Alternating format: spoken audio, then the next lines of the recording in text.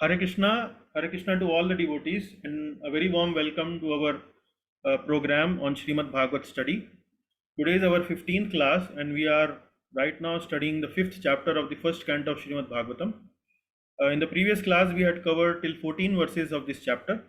Today, we will strive and try our best to complete till 28th verses, 28th verse from 15 to 28.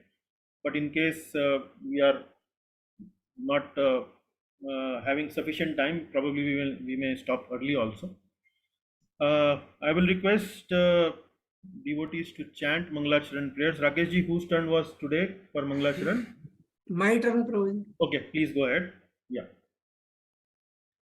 ॐ अज्ञानतिमिरन्धस्य ज्ञानञ्जनाशलाकया चक्षुरुन्मीलितं येन तस्मै श्रीगुरुवे नमः।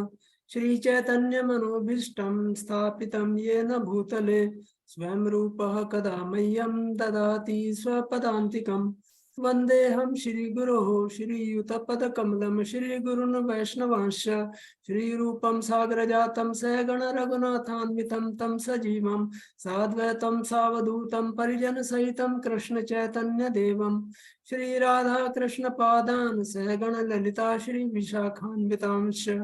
हे कृष्णा करुणा सिन्धो दीनबन्धो जगत्पते गोपेश गोपिका कान्ता राधा कान्ता नमोस्तुते। तप्त कांचन गौरांगी राधे वृंदावनेश्वरी वृषभानुसुते देवी प्रणमामि हरिप्रिये। वाञ्छाकल्पतरुभ्यश्च कृपा सिन्धुभ्य एव च पतितानां पावनेभ्यो वैष्णवेभ्यो नमो नमः। जय श्री कृष्ण चैतन्य प्रभु नित्यानंद श्री अद्वैत गदाधर श्रीवासादि गौर भक्त वृंद। हरे कृष्णा कृष्ण कृष्णा हरे हरे हरे राम राम राम हरे हरे। ओम नमो भगवते वासुदेवाय। ओम नमो भगवते वासुदेवाय। ओम नमो भगवते वासुदेवाय। नारायणं नमस्कृत्य नरं चैव नरोत्तमं देवीं सरस्वतीं व्यासं ततो जयमुदीरयेत्। नष्टाय प्रायेषु अभद्रेषु नित्यं भागवत सेवया भगवती उत्तम श्लोके भक्तिर्भवति नैष्टिकी। कृष्णाय वासुदेवाय देवकी नंदनाय च नंदगोपकुमाराय गोविंदाय नमो नमः। Very Hare nice, Krishna. Prabhuji. Hare Krishna. Very nice, Prabhuji. Thank you very much. Now I would like to invite Vrinda Vaneshwari Mataji. Mataji from Muzaffarnagar. So let me give a little introduction about Mataji. So Vrinda Vaneshwari Mataji belongs to my hometown Muzaffarnagar. Actually, our residences are quite close to each other. It is only, I think, 5-minute walking distance from my place to Mataji's place. Mataji also happened to be my school mate. We went to the same school in Muzaffarnagar. Then, by will of providence, I think we also went to the same college. She went to University of Roorkee. I also went to University of Roorkee. She did her bachelor's in biotechnology. Mataji, am I correct? Masters in biotechnology, and actually, she's a very polite and a very humble lady, and she's an initiated disciple of His Holiness Vedvyas Priya Maharaj. But because of some reasons, because of some difficult situation, Mataji is also facing a very challenging situation as far as her health is concerned. But despite her challenging situation in health, she is very much motivated and spreading the message of Krishna consciousness to people at large. She also presents her own classes on Facebook and prepares some presentations and prepare this message of Krishna conscious to others also. So a very, very inspiring personality. Vrindavaneshwari Mataji, a very warm welcome, and please can you do the recap of the previous class? Thank you very much. Yes. Thank you, Prabhuji. Thank you so much. Can you also yes, open the thank you. camera? Can we see you also? The Okay. devotees can see you. Yeah. Yeah. Yeah. Okay. Yes. Please accept my humble obeisances, everyone. So I just Okay.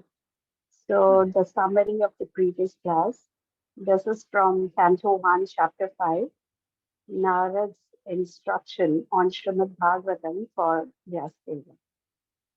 So in these verses, Naradji inquires Vyasadeva and Vyasadeva's response. Naradji reveals importance of describing Krishna's pastimes. Naradji, after being seated, inquires from Vyasadeva if he was satisfied by identifying the body and the mind to be the self. Naradji then mentions to Vyasadeva that his inquiries, studies, authorship of Mahabharata is perfect, but his despondency was not due to the lack of the knowledge, but it was because of some other reason. So he also points out neither was his despondency was due to lack of realized knowledge, as Vyasdev has fully realized the subject of impersonal Brahma. Here we discussed about Brahma Puja stage of Vyasdeva. Vyasdeva then confirms Naradji's observation. He humbly inquires from Naradji to reveal the reasons of his despondency.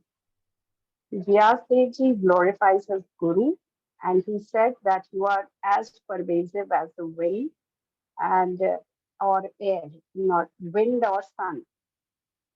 Naradji then detects two defects in Vyasadeva's written literature. He said that he has not sufficiently glorified the Lord, and he has laid overemphasis on the four Purusharthas, that is Dharma, Artha, Kama, and Moksha. Naraji then explains two types of literatures exist. One is materialistic literature, and the other is transcendental literature. Materialistic literature, he elaborates,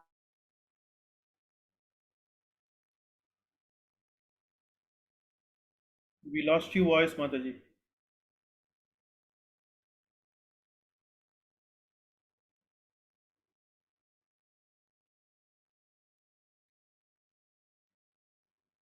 Hare Krishna Mataji, we lost your voice. Okay, meanwhile, maybe I will continue the summary. The materialistic literature are devoid of. Yes, Mataji, are you back?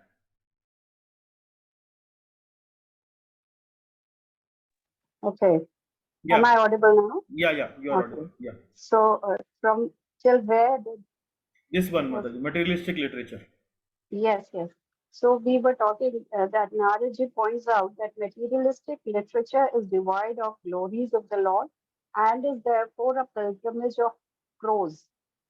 Even if it is composed perfectly, that is, if the language may be perfect, but it does not derive pleasure. No one, the saintly people do not derive pleasure from such a literature. As compared to materialistic literature is on the other hand is transcendental literature. It may not be perfectly composed, whereas the language is concerned, but the technique is perfect, as it gives lot of pleasure to saintly people.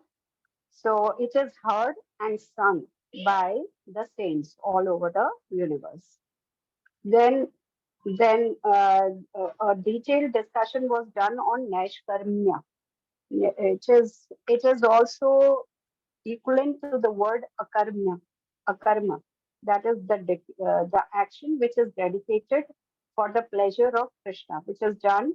It doesn't bear any fruitive results. There are no fruitive results for this.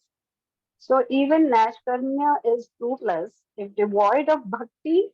What then to speak of Sakam Karma? That means here Naraji is pointing out that Sakam Karma is gives you pain and it only brings you suffering. Then Naraji glorifies Vyasa by mentioning his various qualities, by saying that Vyasadevji is fortunate, he has perfect vision, he has spotless pain, and he is full of truthfulness. He is also firm in his vows and he is well wisher of all. Therefore, he asked him to, he can think of all the transcendental pastimes of the Lord in trance, and he advises him to compose the literature where glorification of Lord's birth and pastimes and his qualities and fame can be done. So Naraji then mentions that descriptions disconnected from the Lord are insubstantial. Here, an analogy is given by Naraji, that is, a boat, if attacked by winds, is in the danger of going in any direction, in various directions. So, Vyasdev has actually mentioned various paths like karma, jnana, yoga, bhakti. So, this has kind of confused the people in general. So, he instructs Vyasdev to emphasize the importance of describing everything in relation to the Lord alone. So this was what we discussed in the last class. Okay, Mataji, thank you very much. Thank you very much. Thanks a lot for writing this summary as well as presenting it before the class. We really appreciate. Yeah, thank you. It was with your help only. No, that is fine. What I would also request other devotees is that maybe we can take some inspiration from Mataji's example.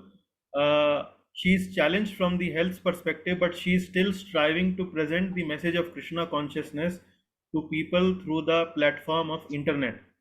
So other devotees also, whatever small or little they have learned so far in our classes or maybe otherwise, they can also maybe through their Facebook platforms or maybe other platforms, social media platforms, they can simply start presenting few things on Krishna consciousness, maybe 10 minutes video or 15 minutes video.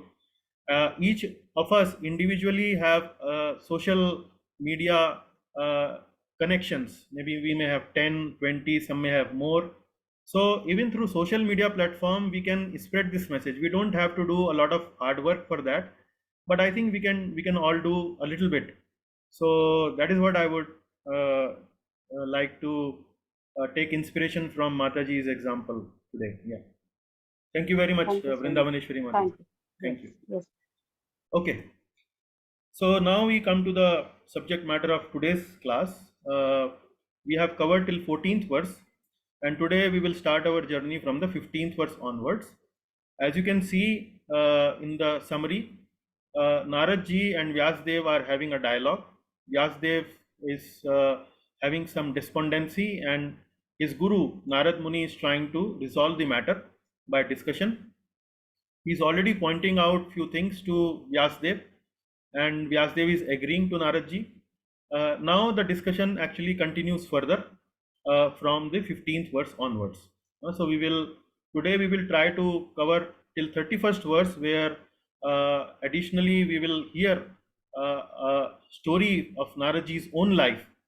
So how Narad ji, by narrating his own story from his life, is inspiring Vyasdev that to write bhakti literature like Srimad Bhagavatam. So we will see the details in the class, and let us see what happens in the 15th verse. So today I will continue to give the opportunity to Vrindavaneshwari Mataji, whom I could not give opportunity sufficiently well in the previous class, to read from the slide. So Mataji, can you read this slide, 15th verse? Yes. Yes. Bhakti is the only valuable asset, encouraged, enjoying tendency of people. The people in general are naturally inclined to enjoy, and you have encouraged them in that way in the name of religion. This is verily condemned and is quite unreasonable, because they are guided under your instructions. They will accept such activities in the name of religion and will hardly care for prohibitions. Now you can see that Vyasdev is being encouraged by Narad Muni, his guru, in various ways. So Narad ji is pointing out various aspects of Vyasdev's work and trying to show him that what exactly have not gone very right in Vyasdev's attempt to spread the Vedic knowledge. So this is another reason where Narad Muni is saying that you have stressed a lot, emphasized, overemphasized a lot on four purusharthas. And in the name of religion, actually you have encouraged the people in general to do sense gratification. So he's saying the people in general are naturally inclined to enjoy, and you have encouraged them in that way in the name of religion. This is verily condemned and is quite unreasonable. Because they are guided under your instruction, they will accept such activities in the name of religion and will hardly care for prohibitions. So, here specifically the reference is given to such instructions by Vyasdev in the Vedic literature, where in order to satisfy their sense gratification, they may probably worship some devata, they may do some yagya, etc. So the people, by reading such Vedic literature, may get inclined to think that in Vedic literature itself it is written that we can do these yagya and to enjoy more, to get more wealth, to get more power, to get more prestige, to get swargalok, etc., etc. So people who are not very intelligent, people who are already inclined towards enjoying sense gratification activities, may actually get confused or may actually get misled by such instructions that are present in the Vedas. So Narad ji is saying that you have written that, but that may actually potentially confuse people. They may actually mislead people. So let us see how Srila Prabhupada from various purport points is explaining this. So Mataji, can you read one by one? First of all, this one. Yes. Narada condemns fruitive activities in Vedic literature. Srila Vyasadeva, compilation of different Vedic literatures on the basis of regulated performances of fruitive activities as depicted in Mahabharata and other literature is condemned herewith by Srila Narada. Yeah, so as we just discussed, in Mahabharata, there are many places where performance of fruitive activities is depicted. Fruitive activities means that if we do something, we get some return by doing that activity. So that is what Narad Muni is condemning here. Okay, then another one, Mataji, second one. Example from history about misuse of Vedic instructions. At a certain stage of human civilization, when such material activities in the name of religion, as sacrificing animals in the name of yajna, were too much rampant, the Lord incarnated himself as Buddha and decried the authority of the Vedas in order to stop animal sacrifice in the name of religion. Yes, so now Prabhupada is giving an example from history itself, where we have a very clear-cut historical evidence that the Vedas actually were misused. And he's giving the example when Lord Buddha appeared. So when Lord Buddha appeared, at that time, the Vedic instructions were being misused by people. So what misuse they were doing? They were doing animal sacrifices in the name of Vedas. So they would sacrifice these animals, although they were not knowing that these sacrifices were meant to elevate that animal to a higher species or a human species. But in the time when Lord Buddha came, the Brahmanas actually had lost all that power. But still, in the name of Vedas, they were doing that sacrifice. So Prabhupada ji in his purport is actually giving evidence from the historical perspective that even at the time of Lord Buddha, these Vedas were being misused in the name of religion. So, and if you have written Mahabharata, so many things which are directed towards fruitive activities, sense gratification, that is also not going to properly be used. So that is what Prabhupada is trying to tell here. Okay, next one, Mataji. Yes, Prabhu. Naradji advises Vyasa to directly proclaim the essential message. Men with materialistic tendencies are more attached to the politics, economics, and philanthropic activities mentioned in Mahabharata than to the principal topic, namely the Bhagavad Gita. This compromising spirit of Vyasdeva is directly condemned by Narada, who advises him to directly proclaim the prime necessity of the human life is to realize one's eternal relation with the Lord and thus surrender unto him without delay. Yes. Now, in this point, in the third point, Naradji is saying that although you have written Mahabharat, and in Mahabharat you have very nicely placed Bhagavad Gita, and in Bhagavad Gita the message of bhakti is there. It is comparing various processes like jnana, karma, yoga, and bhakti. And after comparing it, they have already in Bhagavad Gita mentioned that bhakti is the best. But even if you have placed Bhagavad Gita in the center of Mahabharata in the book, but still people who are attracted to politics, economics, and philanthropic activities, when they read Mahabharata, they actually bypass Bhagavad Gita. They read all these spicy things, and they take enjoyment from them, and they think that actually you are trying to encourage us, trying to encourage the reader to do all these kind of activities. So this is what this kind of compromising spirit means. Actually, Vyasdev ji is diluting the message, diluting the ultimate message or the core message of the Vedas. So this compromising spirit of Vyasdev is directly condemned by Narad ji, who is now advising Vyasdev to just write one literature which directly proclaims the essential message of the prime necessity of human life. And what is that? That is to realize one's eternal relation with the Lord and thus surrender unto Him without delay. Anyway, we see that message in Bhagavad Gita, Sarva Dharman Parityajya Mamekam Sharanam Braj. But among the whole literature, people actually are more interested in reading spicy things like politics, economics, etc., and they actually bypass these essential message. So now Vyasdev is being encouraged to focus solely on that essential message. Okay. Mataji, please read this one. Prabhuji, can you give me half a second?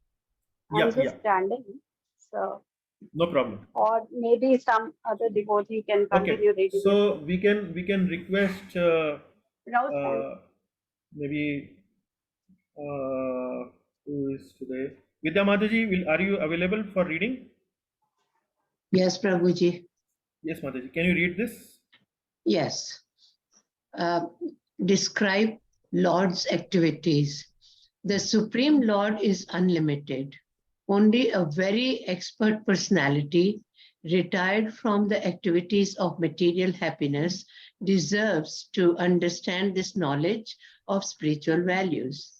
Therefore, those who are not so well situated due to material attachment should be shown the ways of transcendental realization by your goodness through descriptions of the transcendental activities of the Supreme Lord. So again, this is what we discussed short while ago also.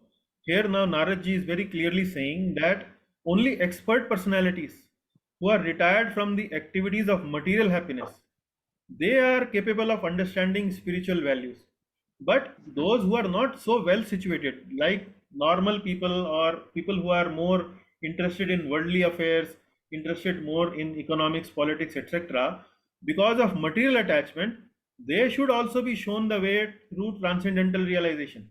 And therefore, you should actually write something or write a book describing the transcendental activities of the Supreme Lord without any dilution, without any contamination of karma, yoga, jnana, etc. So this is what Narad ji is now encouraging to Vyasdev. So now we have the 17th verse where we have the Sanskrit. So Vrindavaneshwari Mataji, are you there? yes, Prabhuji, I'm available. Okay. Thank you. Please. Yeah. So this is a very important verse. We will recite this. So, Tyaktva swadharmam charnambujam harer Chatvasvadharmam Sharanam Visham Hare bhajan napakvotha pate tato yadi Bhajan Pakvo Tat Pate Tato Yadi yatra kvava bhadram abhud amushyakim Yat kritva bhadram abhutramushtakum. को वार्थ आप्तो भजतां स्वधर्मताः. Ko vartu apto bhajatam swadharmata. Okay, we will read one by one. Thank you, Mataji. Now, tyaktva swadharmam charnambujam harer. One who has forsaken his material occupations to engage in the devotional service of the Lord. Tyaktva. Tyaktva means forsaken. Tyaktva means tyag karna, sacrificed, who has rejected or who has left. Tyaktva swadharmam. Swadharmam here means occupational duty. So you remember we had an elaborate discussion in our previous class. What does this word dharma means? Occupational duties. Occupational duty means any kind of duty we may have. We may have unlimited duties in this world. We will discuss more on this. Charnambujam. Charnambuj means the lotus feet of the Lord. Harer. Harer means Lord Hari. So one who has forsaken his material occupation to engage in the devotional service of the Lord.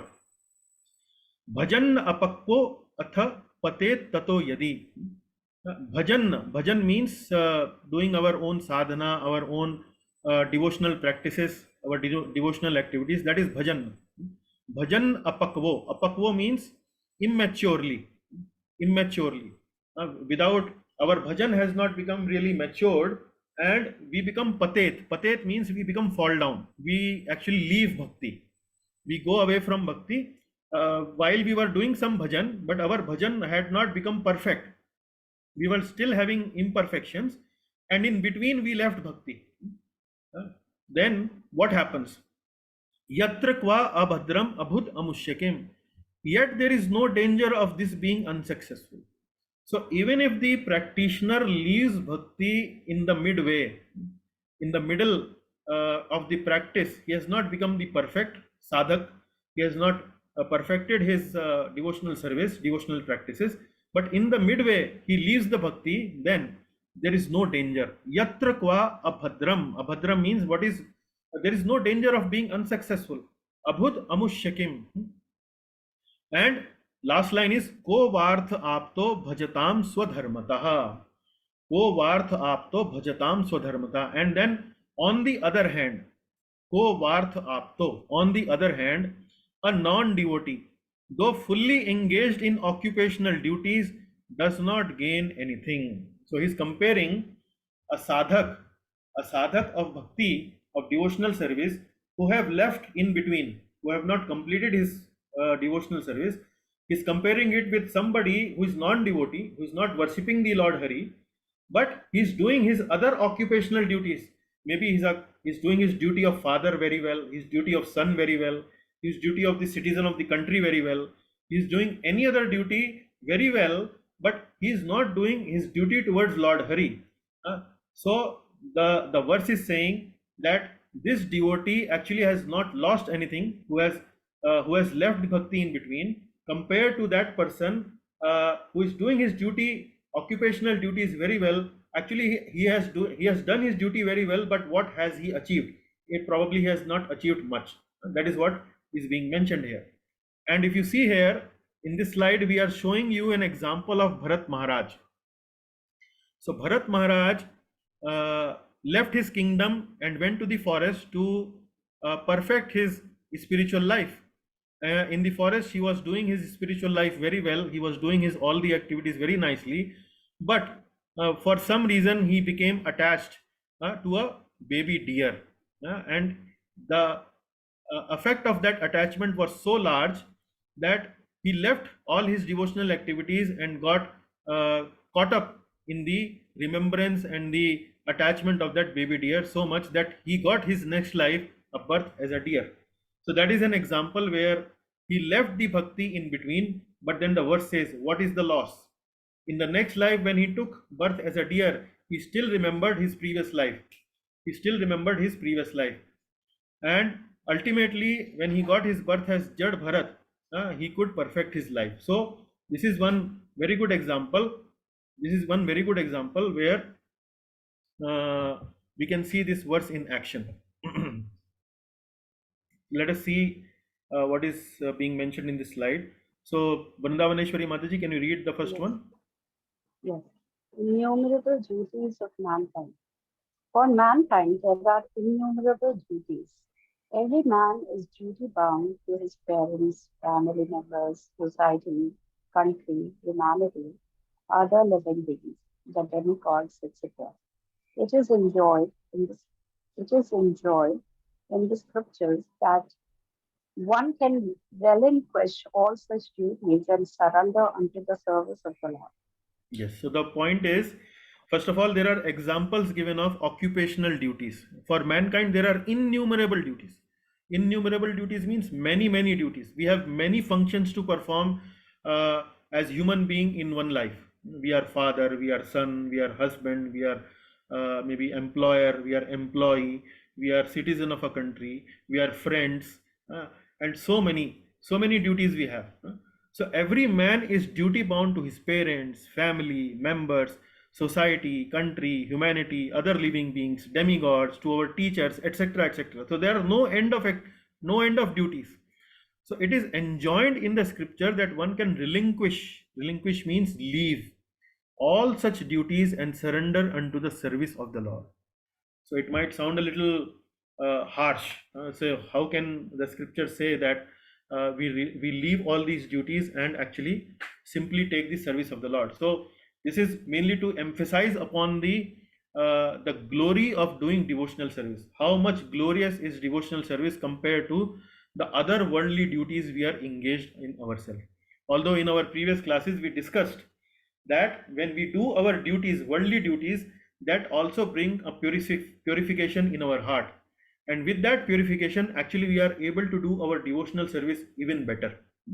So that is, but here through this verse it is being underscored, it is being highlighted or glorified the significance of devotional service. It is not to actually minimize the duties that we do as parents, family members, society, people, and so on, but it is mainly to bring the glorification of the devotional service much more emphatically. Now the second one, Mataji. Yes. Examples of fall down. Hmm. Bharata was obliged to take his birth as a star due to intimate attachment with the star. Chitraketu also fell down due to his offenses at the feet of Shiva. Ajamil, in his early life, was a devotee, but in his youth, he fell down.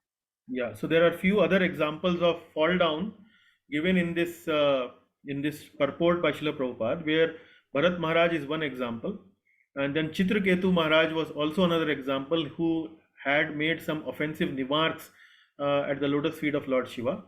And then Ajamil story we have discussed many times in the past, where he got also fall down, but later on he corrected his life. He once again engaged into his devotional service and then perfected his life. But there are certain examples of fall down. But the point being made here is, even if a devotee falls down, then later on he will pick up the devotional service at the right moment and will perfect the life ultimately. That is the message. Okay, now we will give opportunity to Vidya Mataji. Mataji, are you ready?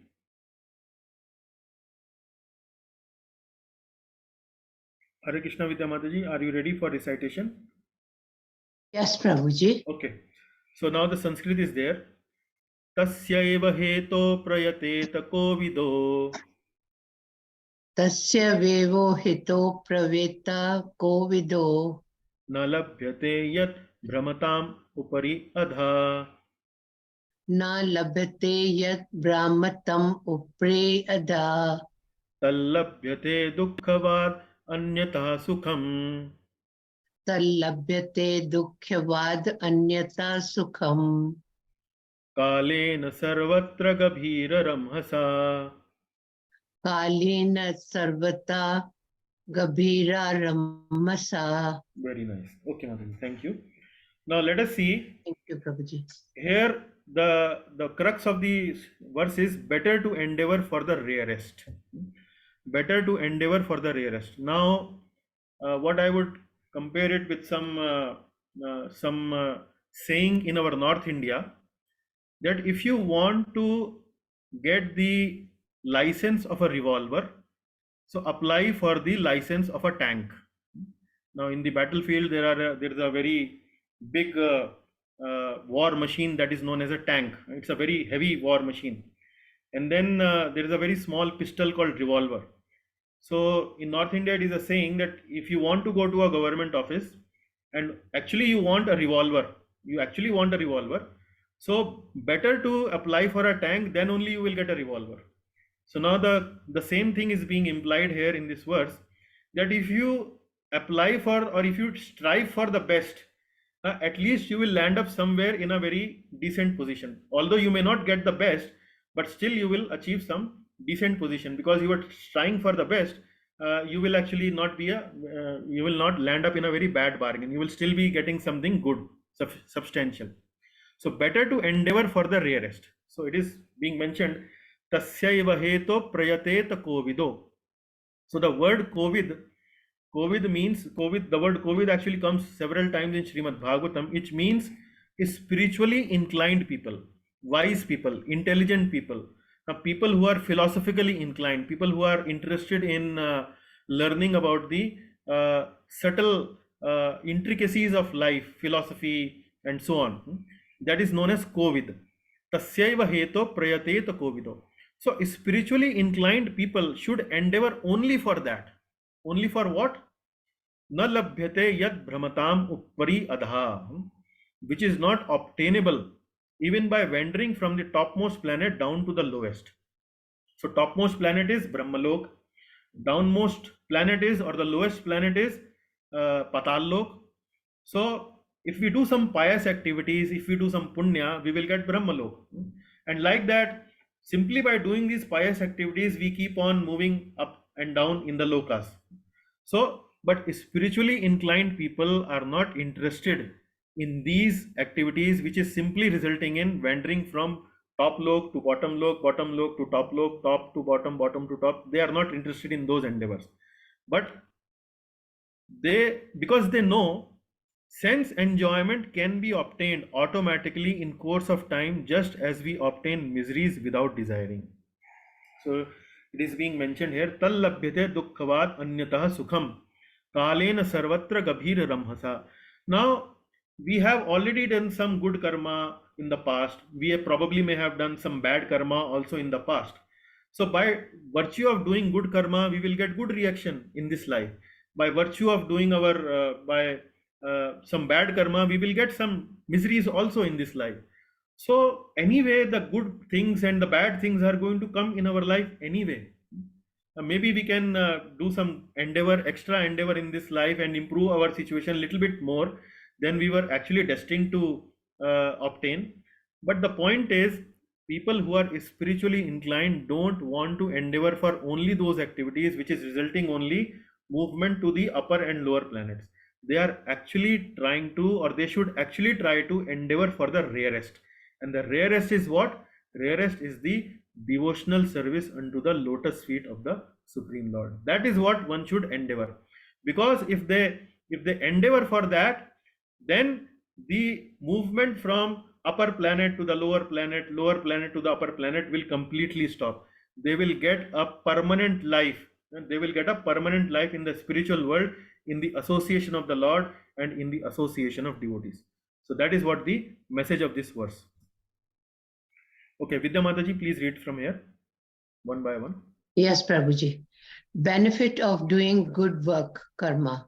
By good work only, as prescribed in the scriptures, can one obtain birth in a good family, opulence, good education, and good bodily features.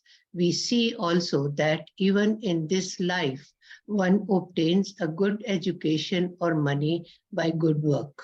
Yeah, so one might think that punya has been really criticized in Srimad Bhagavatam. So the point here is that Bhagavatam, as you are already experiencing the advice of Narad Muni to Vyasdev, that he has already mentioned about these pious activities, punya, karma kanda, karma yoga, jnana yoga, dhyana yoga, moksha, etc., etc., etc., a lot of places in Vedas already. Now the stress is to be given only purely on bhakti, because that bhakti activity is going to do the ultimate good of people to go to the lotus feet of the Lord. That is the best position for a living entity in this universe. So this through this quotation of Prabhupada in this purport, the point I'm trying to make is, don't think that good work has no benefit, but that benefit is not permanent. That benefit is very temporary. But you may obtain good family, you may obtain good education, good bodily feature, but after the end of the life, all will be gone, all will be zero. You have to once again start from ABCD. So why strive for something which is temporary? Strive for something which is permanent and which is of utmost importance and most beneficial for the living entity. Okay, now the next one, Mataji. Yes, Prabhuji. Strive for the permanent, not temporary. The miseries of happiness of all living beings are only of different degrees and quality.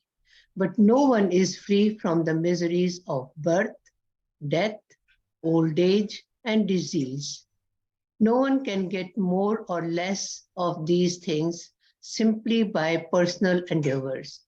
Even if they are obtained, they can be lost again.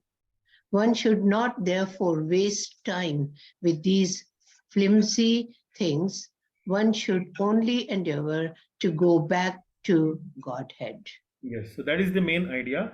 We are transcendentalists. We are not reading Srimad Bhagavatam, Srimad Bhagavad Gita because we simply want some good education, or we simply want to improve our economical situation, but we are interested in going back to Godhead. We are interested in crossing over from this material existence. We are interested in no longer going again to the cycle of birth, death, old age, and disease. And that is what Srimad Bhagavatam is encouraging us to do. That is what Narad Muni is encouraging Vyasdev to write on those activities of the Lord which actually can give the real happiness, the real permanent life to the living entity. So therefore, one should not waste time in these flimsy things. Flimsy thing means what? Some fruitive activities, some better economical position, etc., etc. Although you can obtain them for self-preservation. Self-preservation means to that extent that keeps your body healthy, keep your family happy, keep your children education nice.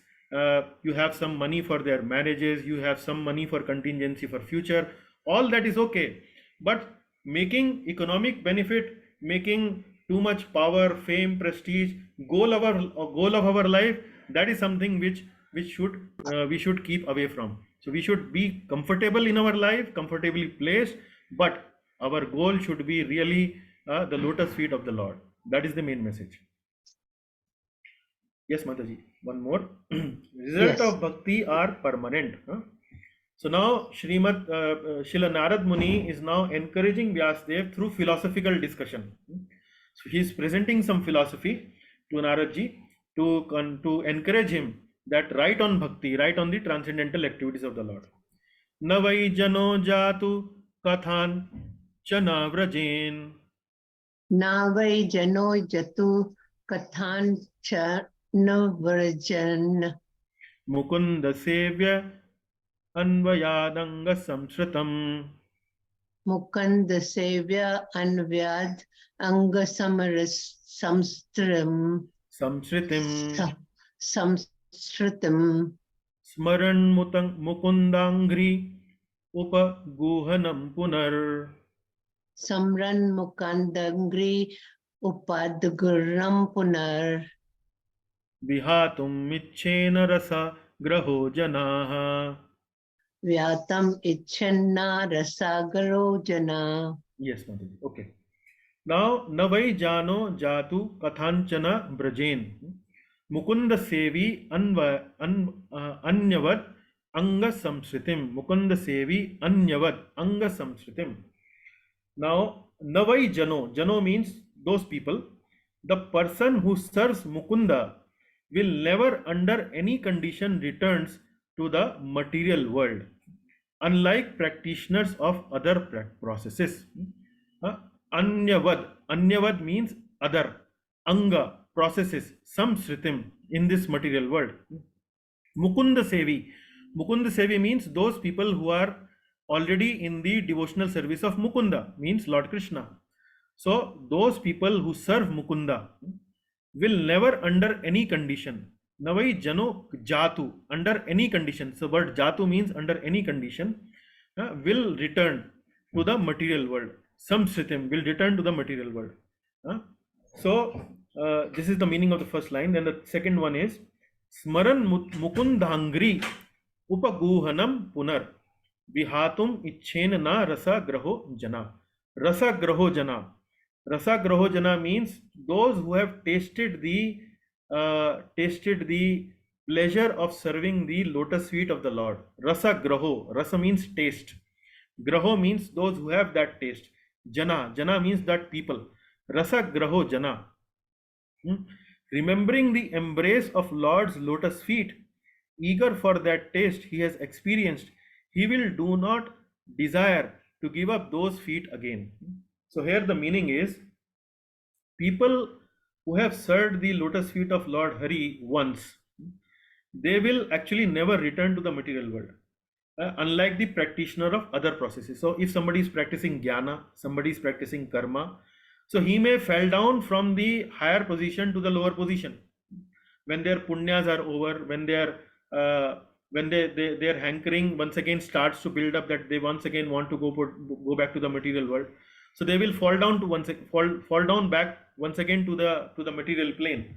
But those people who have served Lord Mukunda Sevi, they will not want to return to the material world, unlike the practitioner of other processes.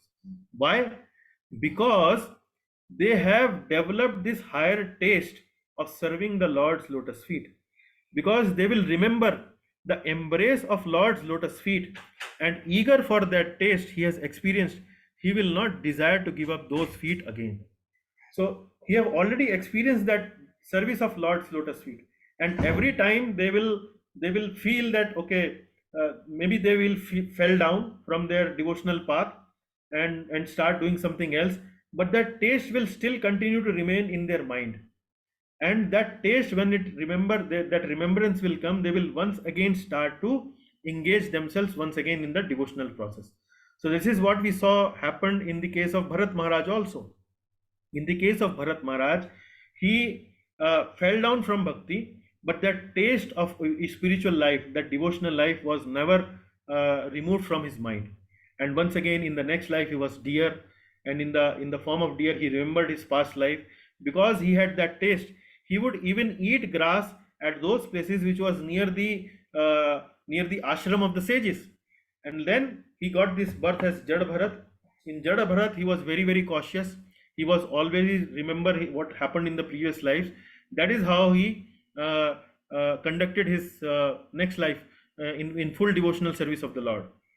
So now let us read these two statements by Prabhupada. Mataji? Yes, fall down of karmi not same as that of a devotee. Even though he falls down, a devotee is never to be considered the same as a fallen karmi. A karmi suffers the result of his own fruitive reactions, whereas a devotee is reformed by chastisement directed by the Lord himself. Yeah, so here I think fall down of devotee is not same as that of a karmi. So there is one correction here. So instead of karmi there should be devotee, and instead of devotee there should be karmi. So the point here is if a karmi falls down, it will be because of his fruitive reactions. He got some karmic reaction. But when a devotee falls down, then it is actually a result of the chastisement by their Lord himself. And the Lord will actually take interest in the life of devotee and will direct the life of devotee in such a way that he once again comes back, stands up, and once again starts to practice devotional service. So where a devotee is reformed by chastisement directed by the Lord himself. So this is one difference between the life of a devotee and karmi. In the life of a karmi, the Lord is not personally taking interest, but in the life of a devotee, the Lord is personally involved. He takes interest in the life of a devotee. Okay, another one, Mataji. Second one. Analogy of an orphan and a child of a king. Hmm. The sufferings of an orphan and the sufferings of a beloved child of a king are not one and the same. An orphan is really poor because he has no one to take care of him. But a beloved son of a rich man, although he appears to be on the same level as the orphan, is always under the vigilance of his capable father. Yeah, so there is an example given. Prabhupada gives an example, an analogy in the purport. Imagine two people, two cases. One is an orphan and another one is a child of a king. So for some reason, the orphan starts to suffer with some problem. And the same problem is there with the child of a king also. So now the orphan doesn't have any parent. Who will take care of that problem of that suffering orphan? No one. But the child of a king is a very opulent personality. He is full of resources. So if the child of a king also suffers, then the king, and there are so many resources available through which that child can be given help to reform, to overcome that suffering, etc., etc. So that is the situation. So the child of a king is like a devotee. A devotee's father is a king like Lord Krishna, but other followers of other processes like karma, jnana, yoga, etc., they are compared here to an orphan. The Lord doesn't take interest in their life the way he takes interest in the life of a devotee. He personally orchestrates the life of a devotee, that even if he falls down, he will make some arrangements that he stands up once again and starts practicing bhakti. That is the message. Okay, Mataji. Now you can read these three one by one. Okay, first of all, the 20th one. Yes. And the synopsis. The Lord is himself this cosmos, yet he is aloof from it. He creates, maintains, and destroys it. You know all this. I have given only a synopsis. Yes. So here Narad Muni is encouraging Vyasadeva through some philosophical instructions. He's saying that the Lord himself is cosmos, and yet he's aloof from it. Now you will read these kind of statements in Ishopanishad also, and in Srimad Bhagavad Gita also. Similar verses are there where it is being mentioned that the Lord himself is this, material world is Lord. And although the material world is Lord himself, but Lord actually is out of this material world also. So those kind of statements we have read.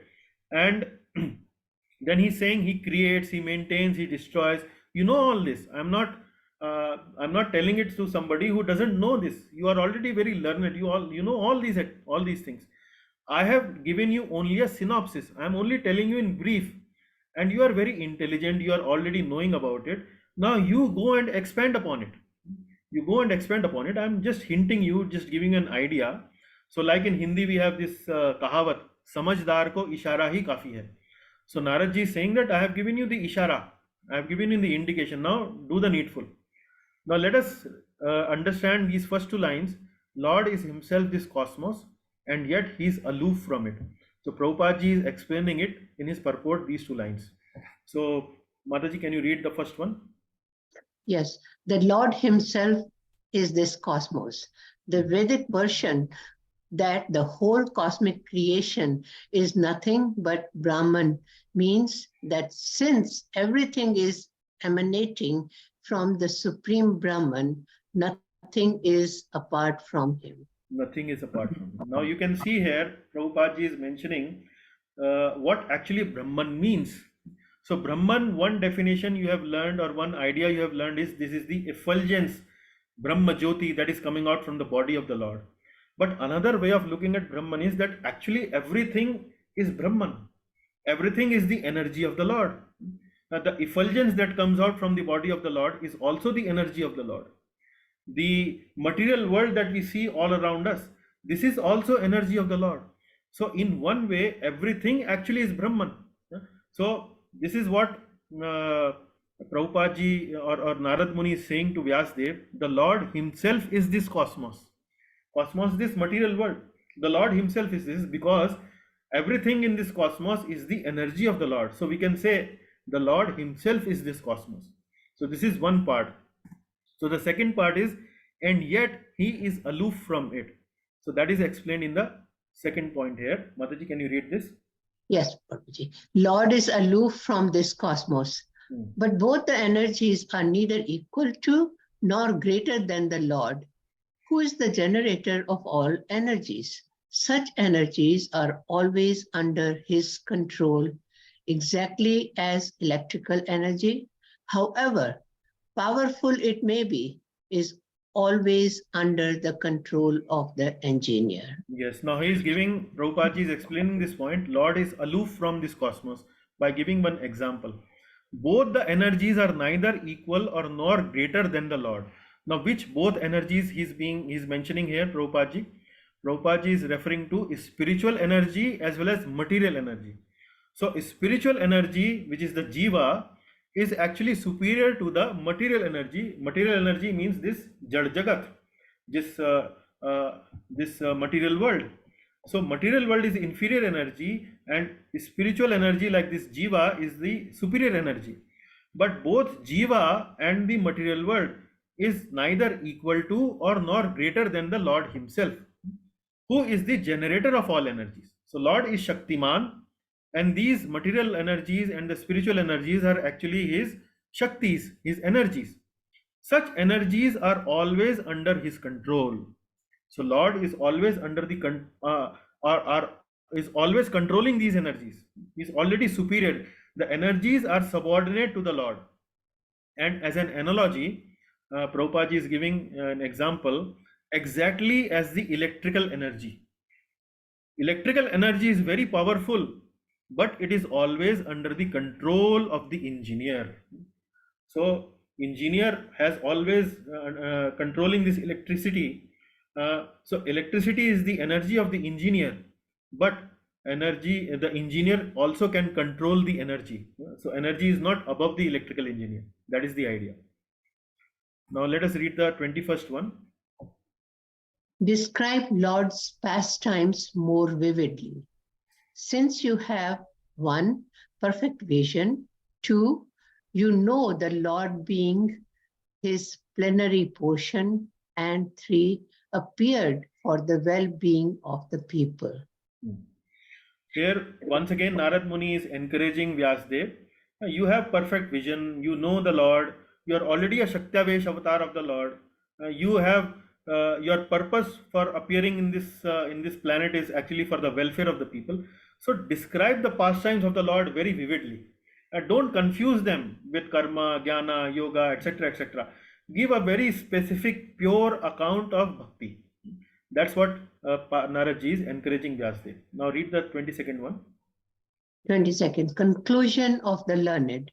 The purpose of austerity, Vedic study, sacrifice, chanting of hymns, knowledge and charity culminates in glorifying the qualities of the Lord. So now here once again back to the same message. So even if you do some tapasya, you study Vedas, do some swadhyay, do some sacrifice, do some yajna, chant the Vedic hymns, and you acquire a lot of knowledge, you do a lot of charity, everything what you are doing actually ultimately, unless and until you glorify the qualities of the Lord, all these activities are no good.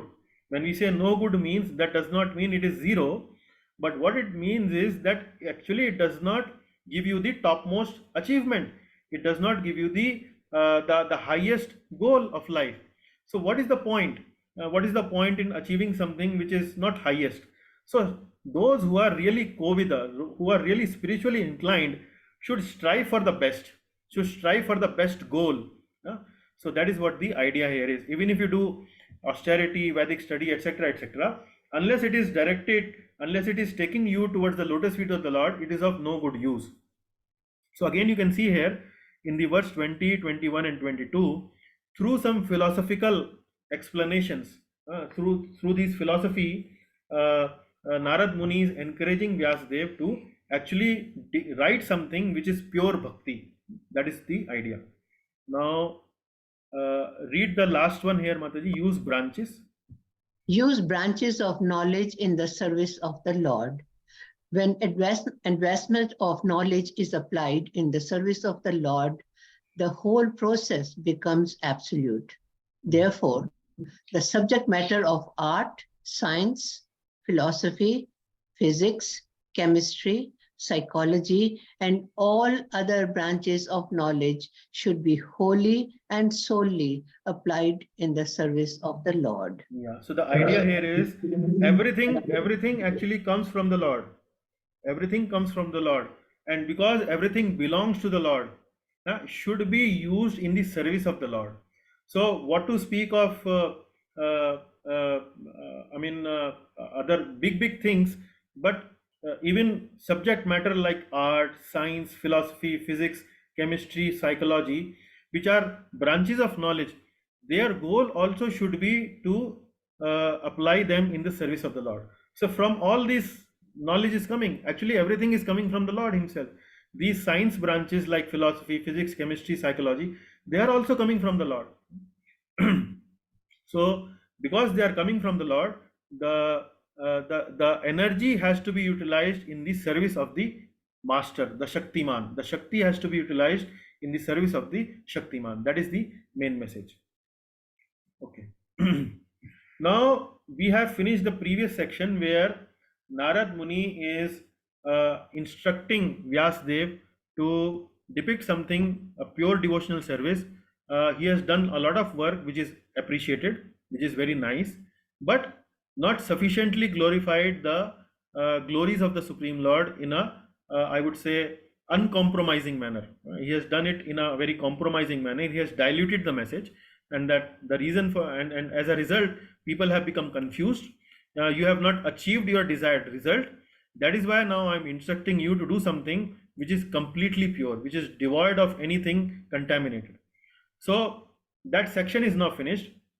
Now the next section is starting up, where Narad Muni in the previous section was encouraging Vyasdev through philosophical discourse by narrating something about jnana, yoga, fruitive activities, and so on and so forth. But now here Narad Muni starts a new section, new discussion, where he is giving his own example. He's saying that he is the recipient of bhakti in his own life, and because he has received bhakti in his own life, his life changed completely. His life changed completely upside down. His life changed. Through his own example, now Narad Muni is encouraging Vyasdev to write something which is pure bhakti, which is purely about the devotional service of the Supreme Lord Krishna. So before we enter into the main story in the Bhagavatam 5th chapter, let us see some background. So Narad Muni in his previous birth was a son of a maid servant. He was a son of a dasi, one who actually goes to the houses for cleaning utensils, for doing some errands, for doing some normal sweeping and cleaning, etc., etc. He was a dasi putra. But before he became a dasi putra, actually he was a Gandharva in the heavenly planets. So who is a Gandharva? A Gandharva is an angelic musician. Angelic musician means they have very good singing capabilities. Also, they have very good bodily features. They are very attractive looking. So this Gandharva, his name was Upabharana. Upabharana. This Gandharva was born in heavenly planets as Upabharana. He was a musician. He would be very beautiful, very handsome. He would decorate his body with garlands and with sandalwood paste. And as a result, beautiful women will become attracted towards this man. And because many women will become attracted towards him, he actually became very proud of his singing capability, with the fact that many ladies are actually attracted towards him. But one day when he was invited by other demigods to a spiritual festival, he went to that festival, and because of his pride, because he is proud, he actually sang glories of demigods instead of the Lord. And because of that offense, he was cursed by one of the demigods, that he got a curse that you will be born as a Shudra. You will be born as a son of a maid servant in your next life. Immediately you will take birth as a Shudra in the earthly planet as a son of a maid servant. So this is the background of Narad Muni's previous birth as a Dasi Putra, and before Dasi Putra he was a Gandharva named Upabharana, and because of his pride he got a curse, and then in his next life he became a Dasi Putra. He became a son of a maid servant. So, in Srimad Bhagavatam, the description starts from the 23rd verse. Now, may I request Manish Prabhu to kindly help me in the recitation? Manish ji, are you there? Yes, Prabhu. Okay, please read this. Yeah. Verse 23, birth as a son of maid servant. O Muni, in the last millennium, I was born as a son of a certain maid servant, engaged in the service of Brahmanas who were following the principles of Vedanta. When they were living together during the 4 months of the rainy season, I was engaged in their personal service. Yeah, so the story starts. A very nice, interesting story, but you will see in this story there are so many things to learn. Very interesting points Srila Prabhupada has made while giving purports to this very beautiful story. So, first of all, you can see here how Narad Muni is encouraging others, encouraging Vyasdev to accept bhakti as his main activity in the time to come. Similarly, we can also narrate to others that when we came to bhakti, how actually it changed our life, our way of looking at things, how peaceful our life has become. So by giving our own example, sometimes we encourage others. Similarly, Narad Muni is giving that example, and he's saying that in the previous millennium, in the last kalpa, he was born as the son of a certain maid servant who was engaged in the service of Brahmanas who were following the principles of Vedanta. When they were living together during the 4 months of the rainy season, I was engaged in their personal service. So, what happened was he was living a very humble life with his mother, a very small child. Her mother was a maid servant taking care of that child.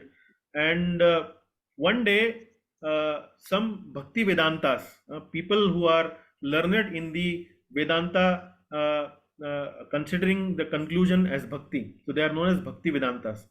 So, one day in the rainy season, when the Chaturmas starts, in that rainy season, the Brahmanas actually don't travel, they actually take rest.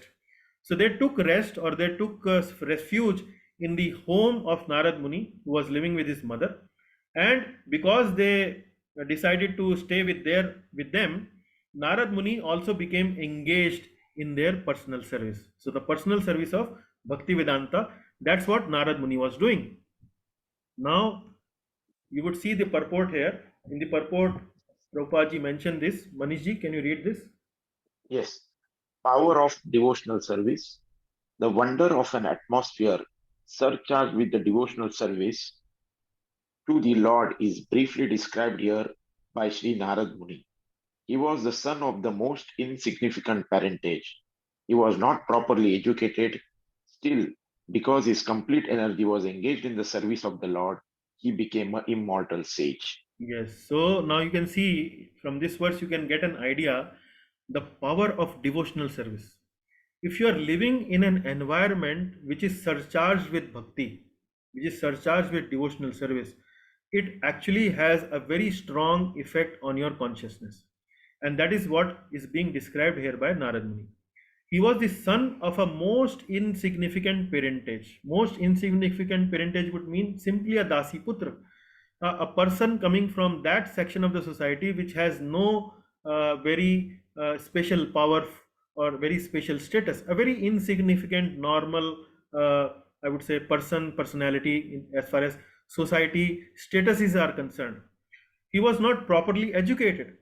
Still, because he was completely, he was still because his complete energy was engaged in the service of the Lord, he became an immortal sage. Now you see the effect of the result of the devotional service. He was engaged in the devotional service, and the result was what?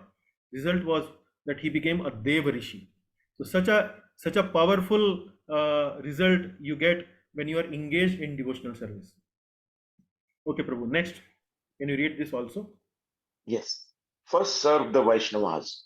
From the personal example of Sri Narada Muni in his previous birth, it is clear that the service of the Lord begins with the service of the Lord's bona fide servants. The Lord says that the service of his servants is greater than his personal service. Service of the devotee is more valuable than the service of the Lord. Yeah. Now here, Our Prabhu, just one by one. So first serve the Vaishnavas. First serve the Vaishnavas means what? We are supposed to serve the Supreme Lord, Lord Krishna.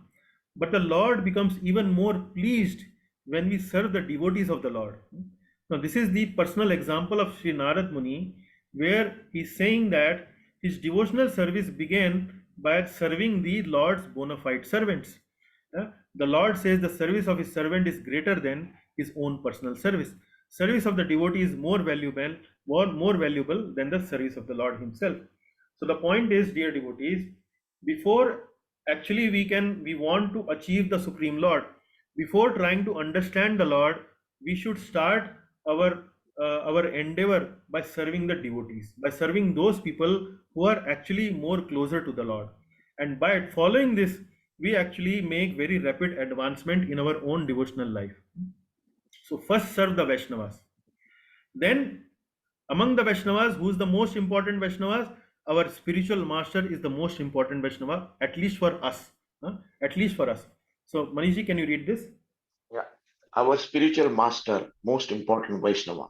One should therefore choose a bona fide servant of the Lord, constantly engaged in his service, accept such a servant as a spiritual master, and engage himself in his service.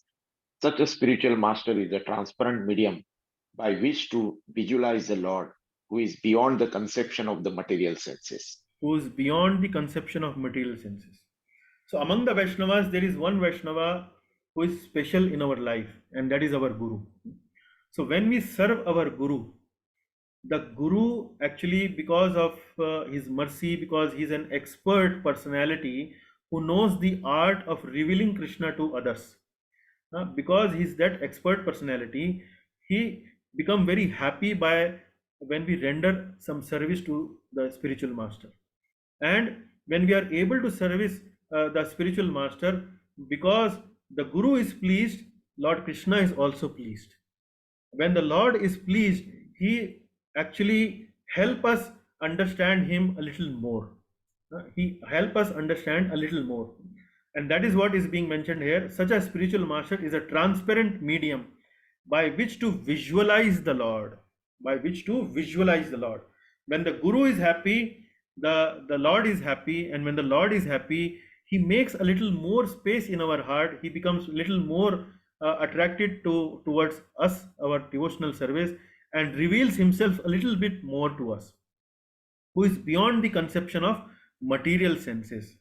Now, if you remember Bhakti Rasamrita Sindhu, we read one verse in Bhakti Rasamrita Sindhu which is about seva. Atah Shri Krishna namadi na bhavet grahyam indriyah sevan mukho hi jivvado swayameva sfuratyada.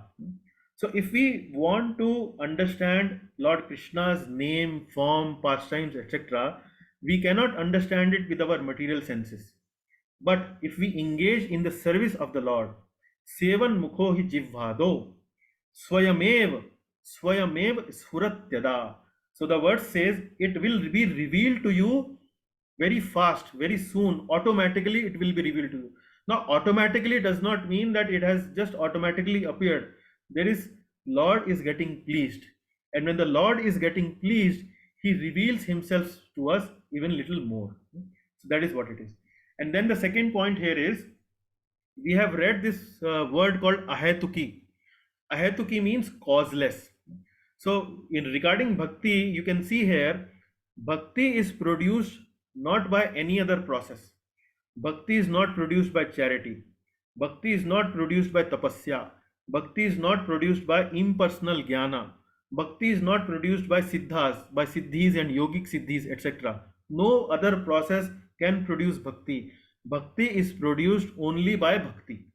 So here you can see Narad Muni is doing seva, the service to the devotees. And what service he is doing?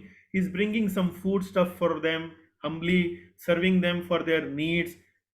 Those kind of services he are doing. And simply by doing these very little services, the Lord is revealing himself a little bit more, because the people who are dear to the Lord, that is the devotees of the Lord, and specifically the spiritual master, becomes pleased, and and he reveals more to the devotee. Okay. more Prabhuji, more purport. Yes. Lord reveal in the proportion to the service rendered. By service of the bona fide spiritual master, the Lord consents to reveal himself in proportion to the service rendered. Utilization of the human energy in the service of the Lord is the progressive path of salvation. Yeah, so Lord reveal in proportion to the service rendered. The more you reveal, the more you serve, the more the Lord will reveal Himself to you. The more He will reveal Himself to you. Then ultimately, Prabhupada is saying, utilization of the human energy in the service of the Lord is the progressive path of salvation. Now you have the formula. You have the formula. You know what are your inclinations. You know what are your likes, what are your dislikes.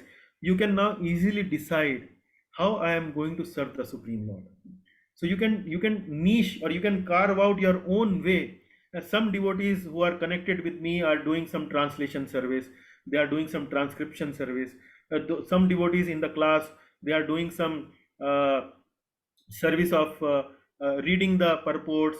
They are doing class summary. They are doing some prayers. So different services are available, but you can have your own services. I mentioned in the beginning of the class, Vrindavaneshwari Mataji is doing service by presenting classes, small classes, 15-minute classes on his Facebook page. So something you can also choose, as you can say, Prabhupada is saying, Lord reveal in proportion to the service rendered. So if you want that the Lord reveal more to you, try to serve a little bit more, and the Lord will be pleased. Vaishnavas will be pleased, and that's how the success in devotional life comes. Yes, Prabhu. Now, I will mention this. This is not for you to read. This is giving you the background of the theme in the next 5 verses. The 14 stages of bhakti is mentioned by Srila Vishwanath Chakravarti Thakur in chapter 2 from verse 16 to 20 are seen in the life of Narad from verse 24th to 28th in this chapter.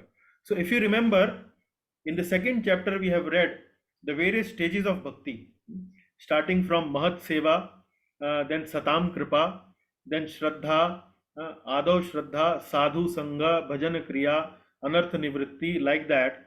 So 9 stages we have already read in Bhakti Rasamrita Sindhu, but in the second chapter we also read the 14 stages given by Srila Vishwanath Chakravarti Thakur. So 2 above 9, 2 below 9, so that makes it 30, and 1 more inside in between the 9. So total 14 are there. Now Narad Muni is giving a description how he became a devotee, what changes happened as he became a devotee. And you would see that all those 14 stages we read in the second chapter will be mentioned in the various verses here in these 5 verses. Okay, Prabhu.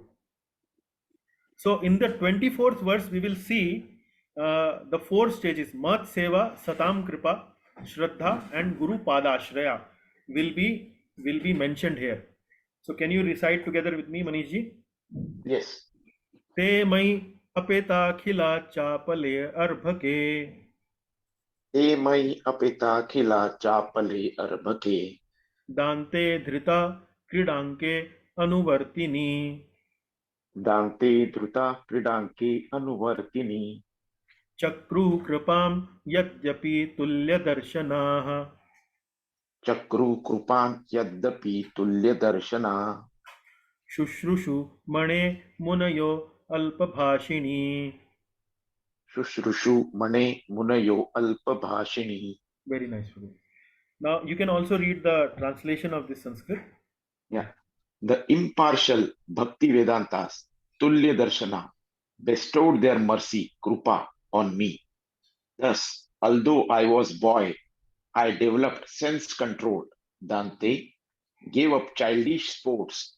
Adratha Kridanke became obedient, Anuvartini, and was not naughty or talkative, Alpabhashini. Now you can see how Narad Muni's behavior started to change because he was serving the Bhakti Vedantas, he was associating with them, his life started to change. Now there are some important words in this verse. One word is Tulya Darshana, and this word has come in respect to the Bhakti Vedantas, those devotees who were visiting the house of Narad Muni and his mother. His Tulya Darshana. Tulya Darshana means having an equal vision. having an equal vision. Now in Bhagavad Gita also, in the 5th chapter, we read this verse, Vidya Vinay Sampanno Brahmana Gavi Hastini Shuni Chaiva Shopakecha Panditaha Samadarshina. Samadarshina. So the word Samadarshina and Tulya Darshina is same. Tulya Darshina means seeing everyone equal. So these Bhakti Vedantas did not see Narad Muni, did not see that 5-year-old boy as a son of a maid servant, as a Shudra, as coming from a class of society which is considered to be at a lower level, at a very humble level. So the Bhakti Vedantas actually did not perceive Narad Muni like that. They saw him as Tulya Darshana. They are being described here as Tulya Darshana, and bestowed their mercy, Kripa, on me. So Narad Muni did some service, which is like Mahat Seva, and then Satam Kripa. So this Kripa, they bestowed their mercy on me. Then Dante Dhrita Kridanke. Dante means he became, because Narad Muni developed the mercy of these Bhakti Vedantas, he developed some good qualities. What was those? Sense control, Dante. Dhrita Kridanke. Gave up childish sports, Adhrita Kridanke. Adhrita Kridanke means he became not so interested in now playing sports. Small children actually are very fond of sports, fond of playing, fond of enjoying like that. But Narad Muni became much sober, much grave.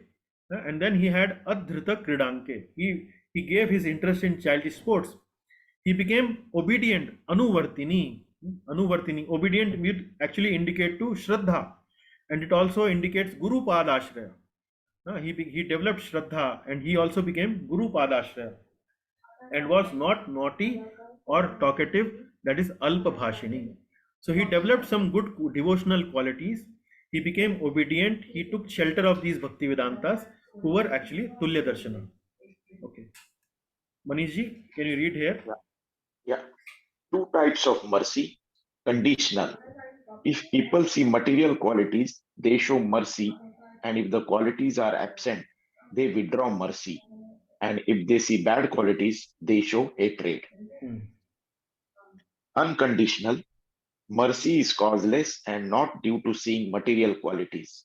The Bhakti Vedanta's first show of mercy of Narada was not because of his good qualities. Because of their equal vision, they showed mercy, and thus Narada developed those qualities, which in turn became the cause of further mercy. Yeah, so this is the purport point from Sararth Darshini Tika by Srila Vishwanath Chakravarti Thakur. From there I am picking it up. So there are two types of mercy. One is conditional. Conditional means if you show some good quality, I will give you some advantage. I will give you some mercy. I will give you some kripa. If you don't show those good qualities, actually I will not give you kripa. Rather, I will develop some hatred. So this is the normal course of attitude or behavior of people in this material world in general. But the Bhakti Vedantas were Tulya Darshana. Tulya Darshana what means equal vision. So they gave their mercy which was unconditional. So Narad Muni, he received the mercy of these Bhakti Vedantas that was unconditional mercy. It was not because that Narad Muni already had some qualities. It was because of the equal vision of these Bhakti Vedantas, he received that mercy. And because he received that mercy, that Satam Kripa, he developed good qualities, Shraddha. He developed some good qualities, some faith. And then because he developed more good qualities, then he received even more mercy. So that is how the process of mercy takes place. So when we do some seva, we receive mercy, we develop good qualities. When we develop good qualities, we receive more mercy, and that's how it continues to grow. Okay. Tulya Darshana. Tulya Darshana.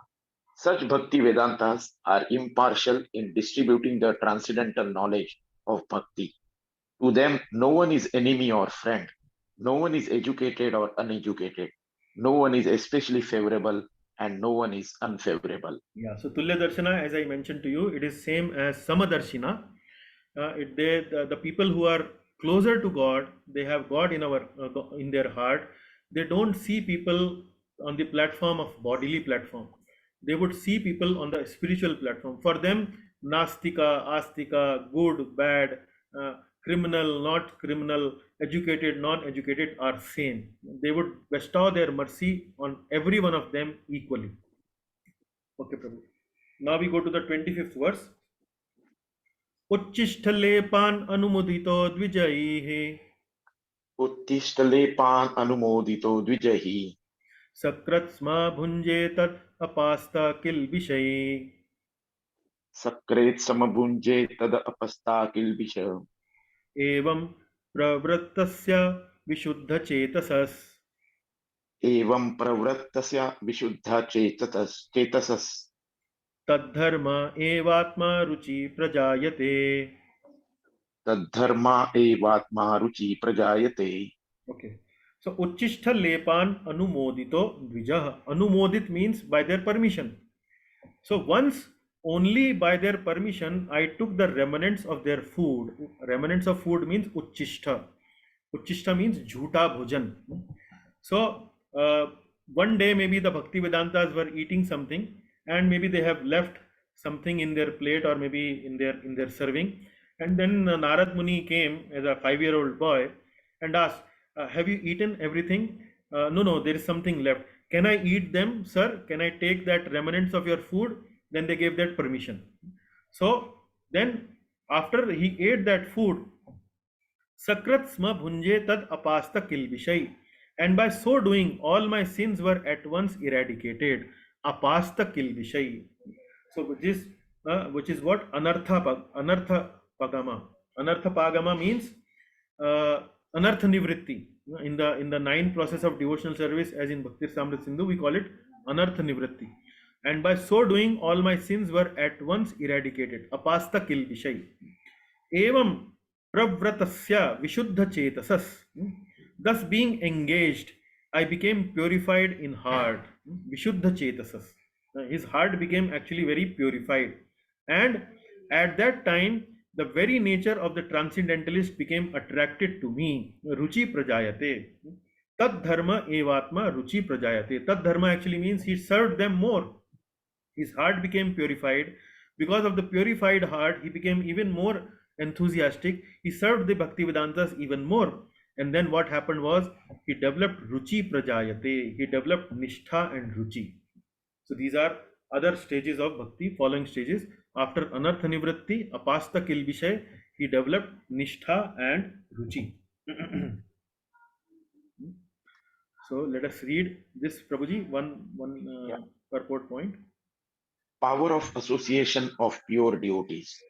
There are many things which hinder one more entering devotional service, but by the association of pure devotees, all the obstacles are removed. Yeah, so this is the power of association of pure devotees. You can see that I generally try to take opportunity whenever possible to associate with my own spiritual master, even though it may take some effort, maybe some expenditure, flying and etc. But the reason is, when you associate with pure devotees, the small time that you spend with them, even though that time spent may not be directly for you, for us, but still that impression of that association with the pure devotees have a very long lasting effect. As Prabhupada is saying, there are many things which hinder one from entering devotional service. There are many things, there are many obstacles which hinder the life of a devotee. Kam, Krodh, Lobh, Moh, Mad, Matsarya, there are so many things. But association of pure devotees, a small association of pure devotees can actually eradicate those things in a flash, very quickly. You may not realize it very often, but this is something which Prabhupada is saying, that is the power of association of pure devotees. Okay, now we go to the next one. Here the 2 stages, Asakti and Rati. Rati actually is Bhava. Like you see the 8th stage, Bhava and Prema. So, Tatranavaham Krishna Katha Pragayatam. Tatranavaham Krishna Katha Pragayatam. Anugrahena Ashranavam Manoharaha. Anugrahanam Ashwaranam Manoharam. Tah Shraddhaya Me anupadam vishnavataha. Tan Shraddhaye me anupadam Vishwavatah. Priyashravasya anga mama bhavat ruchihi. Priyasharvasyanga Manbhava Ruchi. Mama bhavad Manabhavadaruchi. Mama bhavad ruchihi. Yes, okay. Mama Bhavadaruchi. Now Naradji is saying, in that association and by their mercy, I could hear Krishna Katha. Tatranavaham Krishna Katha pragayatam. Gayatam means singing. Singing. Gayatam. Anugrahena Ashranavam Manoharaha. Manohara means the Katha was very delightful to the heart. Manohar. Anugrahena. Anugrahena means by their mercy. Because they came to our house, they were discussing Krishna Katha, and I also heard Krishna Katha. Anugrahena, Ashravanam, Tatranavaham, Krishna Katha Pragayatam. They were singing Krishna Katha, and by their association, by their mercy, I could hear that. Taha Shraddhaya me Anupadam Vishnavataha. And thus, listening attentively is Shraddhaya. Shraddhaya me. So I was listening that Krishna Katha very attentively, and then what happened was Priyashravasya anga mama bhavat ruchi, and then my taste for hearing of that personality of Godhead increased at every step. Priyashravasya anga mama abhavat ruchihi, increased at every step. So mama abhavat ruchihi. So ruchihi means the taste continued to increase. So ultimately, these are two stages, which is asakti and rati. Rati, which means bhava. Bhava here. Abhavat. Okay. Now let us read this line, Prabhu. Power of hearing Krishna Katha. By hearing the narration of the pastimes of the Lord, one contacts directly the personality of Godhead. And as explained before, by hearing about the personality of Godhead from within, all accumulated sins of the mundane creature are cleared. Yes. So you see the power of hearing Krishna Katha. All accumulated sins of the mundane creature are cleared. Of the mundane creature. Creature means like people like us. All accumulated sins. Now, if you go to the doctor, you can probably get a cure for fever, for throat infection, maybe more serious diseases like maybe like cancer or AIDS, or probably other serious disease or heart problems, etc. You may get that cure. But which doctor actually can cure the disease of Kam, Krodh, Lobh, Moh, Mad, Matsarya? No physician, no medical doctor can actually give you a medicine which can cure Kam, Krodh, Lobh, Moh, Mad, Matsarya. And if you think deeply, the problems of this world is actually mainly because of this Kam, Krodh, Moh, Mad, Matsarya. Relationship problem, economic problem, financial problem, health problem, etc., etc., etc. Anything, any problem you name it, actually has a root in this Kam, Krodh, Lobh, Moh, Mad, Matsarya. And what is the medicine that can cure this disease? That medicine is Krishna Katha. So, dear devotees, I would once again humbly request that make it a point that you take this medicine on a daily basis. And there is no overdose of this medicine. You can take this in any quantity and it is only going to help you. There is no something like overdose, like bhautik medicine actually when you take in overdose can actually kill you. But this Krishna Katha is only going to give you more and more pleasure, more and more satisfaction.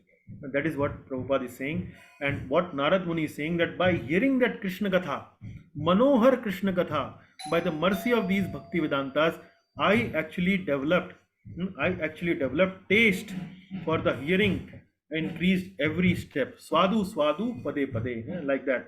You hear Krishna Katha, your interest increase. You hear more, your interest increase even more, like that. Okay, Prabhu. Now the last two. Yes. Narada Muni reveals his previous life. Verse 27, fixed attention. My attention on the Lord then became uninterrupted. Aksahalita Mati. Thus I directly experienced Pasya, my gross and subtle bodies created by Lord's Maya. to be fixed in him. Yeah, now what is going to happen? What is happening is he already reached the bhava stage, but he's hearing Krishna Katha even more. So after hearing Krishna Katha even more, his attention is actually become very, very fixed, very, very determined. Askhalita matihi. Askhalita matihi means his consciousness became askhalita. Askhalita means does not waver. It is like a lamp, like in a windless place there is a lamp. So the flame of the lamp is very steady. It doesn't waver. So askhalita matihi. Thus I directly experienced Pashye, my gross and subtle bodies, created by the Lord's Maya to be fixed in him. So what does it mean? Gross and subtle body fixed in him. So gross body fixed in him means Narad Muni was actually physically serving, doing service of the Lord, cleaning the temple, making garlands, and so on and so forth. Physically utilizing his body in the service of the Lord. And the subtle body also fixed in the Lord means what? Subtle body means what? Mind, intelligence, and ego. Mind engaged in the service of the Lord means what? Always chanting the Lord's name, always hearing Krishna Katha, always remembering the Lord. That is the mind activity. Intelligence means what? Intelligence means that always thinking how we can serve the Lord, how we can do better, how we can do more, like that. That is the intelligence means. And ego in the service of the Lord means always actually considering oneself as the servant of the Lord. Identity. What is my identity? I am not engineer, I am not Indian, I am not a husband of such and such lady, I am not a son of such and such person, but actually I am what? I am the servant of the Supreme Lord. That is the main identity one actually thinks oneself in one's consciousness, in the fixed attention. So that is what is happening with Narad Muni now. Next one, Prabhu. Verse 28, Prema. Hmm. During the monsoon and the autumn, I constantly heard the Lord's pure glories from those Bhakti Vedantas. Then I developed Prema, which destroys Rajas and Tamas. Yeah, so ultimately, by continuing to hear Krishna Katha from the Bhakti Vedantas, he developed Prema during the monsoon and autumn. I constantly heard, and then ultimately he developed Prema, which destroys Rajas and Tamas. Okay, Prabhu, this last two, I think last Yes. two, yes, yeah. Fixing gross and subtle bodies in the Lord. The gross body should be engaged in acts of rendering service to the Lord, as in bringing water, cleansing the temple, or making obeisances, etc. Similarly, the subtle mind should be engaged in hearing the transcendental pastimes of the Lord, thinking about them, chanting his name, etc. Yeah, so we discussed this, that gross body means engaging our body in the service of the Lord, and subtle body means engaging our mind, intelligence, ego in the service of the Lord. And some examples are given like chanting of the holy name, pastimes of the Lord. So see, the word chanting of the name means mantra, and the word mantra already contains this word called mana. So mantra meditation, when we do, we are doing it at the level of our mind. We are purifying our mind. So that is the engaging of our subtle body. And then, okay, the second one, Prabhu. Bhakti is like the flow of a river. The flow of devotional service takes place like the flow of a river. As the river flows on until she reaches the sea. Similarly, pure devotional service flows by the association of pure devotees till it reaches the ultimate goal, namely transcendental love of God. Yeah, so this river metaphor, river ocean metaphor actually is given by impersonalist also, because impersonalists focus on the concept of oneness. Oneness means that when the drop of water or when the river actually flows, it meets the ocean, the river becomes one with the ocean. So the impersonalists give this analogy in order to emphasize the point of oneness. But as we know from our philosophy, from Vaishnava philosophy, from the philosophy of Srimad Bhagavatam, we are not focusing on oneness. We are actually focusing on flowing towards the Lord. We are focusing mainly towards growing our consciousness towards the Lord, growing our service towards the Lord. So here the same example of river and ocean is given. In the example of river ocean, in the case of the devotees, the river is actually flowing towards the ocean, and ocean is compared to the Lord, river is compared to the devotees. And when the river is flowing towards the Lord or towards the ocean, there are many obstacles on the path.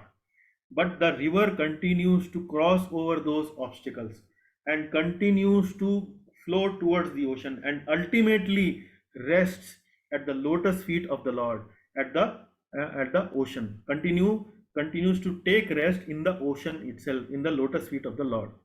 So as the river flows on till she reaches the sea, similarly pure devotional service flows by the association of pure devotees till it reaches the ultimate goal, namely the transcendental love of God.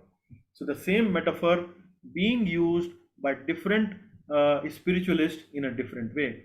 The devotees use mainly to indicate flowing towards the Lord, but the impersonalists use mainly to indicate the oneness. So that is the crux of the purport here of 28. So we managed to finish all the 20th verses. All glories to Srimad Bhagavatam. All glories to Srila Prabhupada. Now there is a time to do some commenting, takeaways, questions, etc.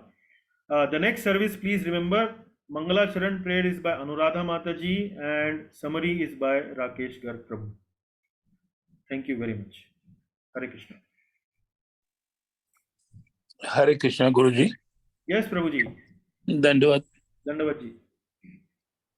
See, it reminds me your teachings from Bhagavad Gita also. Mhm. Yeah, hearing, chanting, and teaching. These were the three stages of, reaching God or Yeah, perceiving God. developing love for God. Yes. Developing love for God, which is one of the ingredients. If we want to appreciate God, we need two elements, love as well as trust. I get love by this.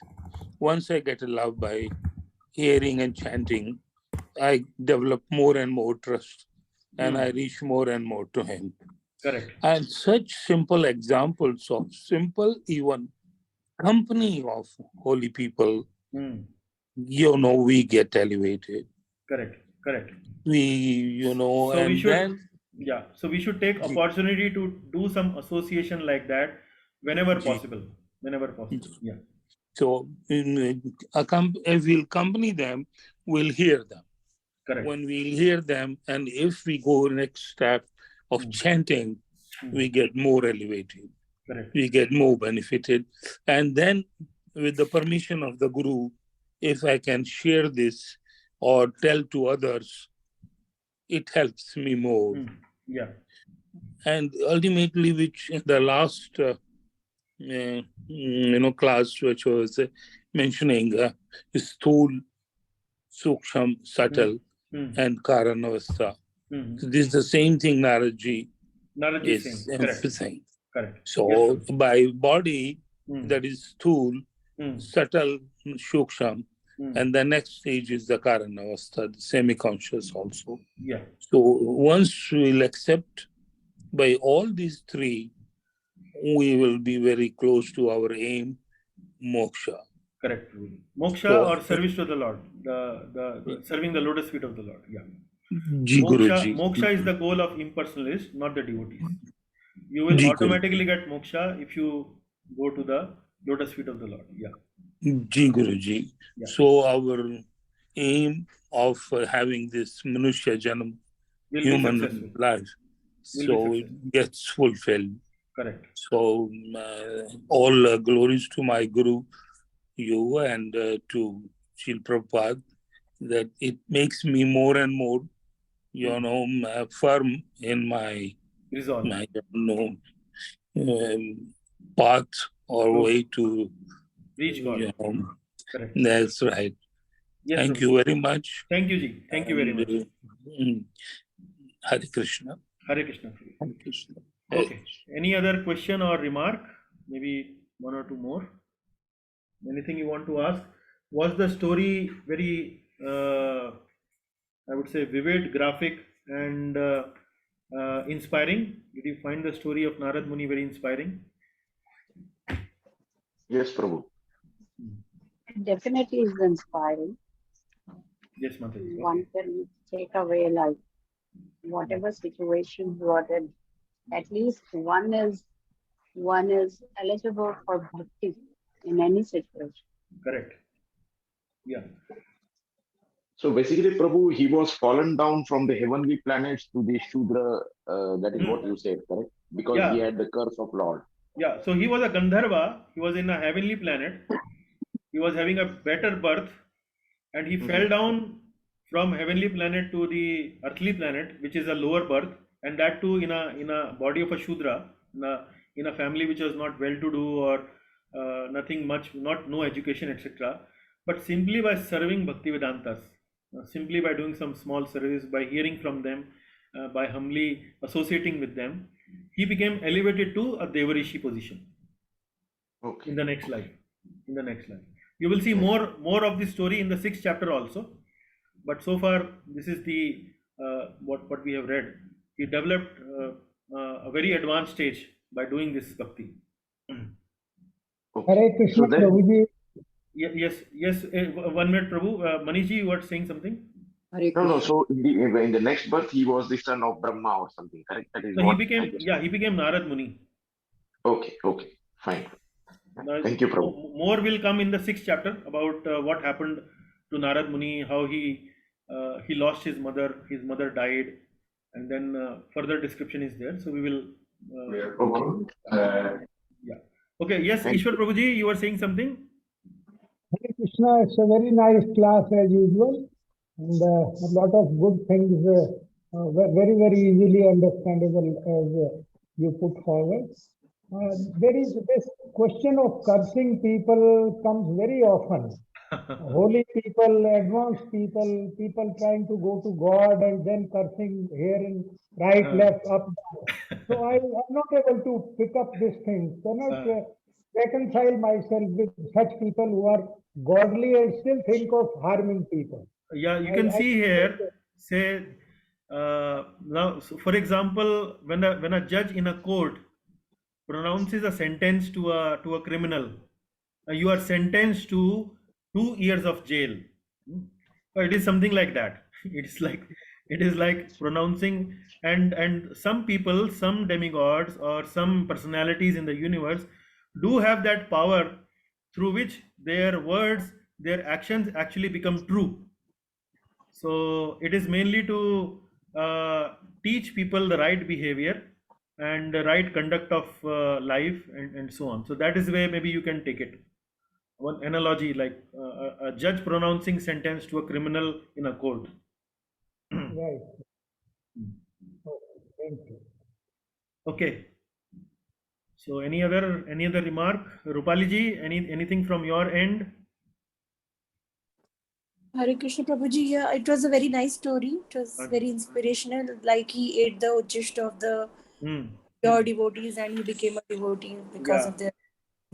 Yeah, so Uchishta is actually one thing, then another is Bhakta Pada Dhuli. So the dust of the lotus feet of the Lord, of the devotee, pure devotee. And then there is another one is Bhakta Pada Jal. Bhakta Pada Jal means when we do some abhishek of the lotus feet of the devotee, like abhishek means foot bathing. So when we go to Vaishnav, Guru Puja, Vyas Puja, the spiritual master, if he's available, then we wash the lotus feet of their spiritual master with milk, with water, with honey, ghee, etc. And then we partake it. So that is Bhakta Pad Jal. Okay. So Bhakta Uchishta, Bhakta Pada Jal, Bhakta Pada Dhuli, all of them have actually the potency to purify our heart. Purify our heart. So although it may sound very illogical, but that is what the potency of devotional service is. Yeah. Yeah, Prabhuji, I actually witnessed one Mataji having Uchishta of her spiritual guru. So that time I could not appreciate it. Yeah. So no need to artificially develop that appreciation. That appreciation might come to you maybe in due course of time, but don't feel bad that you don't have that attraction for the Uchishta of your spiritual master, of maybe pure devotees, or for Bhakta Pada Dhuli or Bhakta Pada Jal. So no need to artificially demonstrate or act in a way that, oh yeah, we are very great, and then we are having a lot of attraction for these materials. slowly as we advance, we will naturally develop that taste. We will naturally develop that inclination. At this level, it is good to know what is the proper etiquette towards these things. That is what I would say. Yeah. Okay, Prabhuji. Hare Thank you. Krishna. Yes, Prabhuji. Yeah. This is very simple in this, I will just recite with your permission. Yes, yes. Dhyan Moolam, Mm. Guru Murti, Mm. Puja Moolam, Mm. Guru Padam, Mm. Mantra Moolam, Guru Vakya, Moksha Moolam, Guru Kripa. Mm. Yeah, yeah. See, all the All stages nice are, things. All nice things. Yeah. Yeah. Yes. so such simple way. But Okay. we need to, again, love and trust in Guru. Yes. These two things have to be there to Yes. reach to this stage. Correct. And this will come naturally, normally. So don't need to artificially imitate. That's right. No need to show off. So No simply need to- focus on your chanting, serving Ji. in some whatever capacity, whatever natural inclination you have. Ji. Slowly these things will make their impression on your heart, and then the desired result will be obtained. It's a gradual process, and you are on Ji, the Guruji. path. That is the good thing, and slowly Ji. and gradually the results will be given to you. Okay. Ji, Guruji. Thank you, Guruji. So with that, we will culminate our Done, class session today. We will continue with our discussion on the remaining of the 5th chapter in the next class, and also we will do the shloka testing of other devotees who are interested. And for other devotees like those who have attempted it today, they can try more shlokas also in the next class. So thank you very much. Hare Krishna. Hare Krishna. Yeah. Hare Hare Krishna. Krishna. Hare Krishna, Hare Prabhuji. Krishna. Hare Krishna. Hare Krishna to all satsangi, all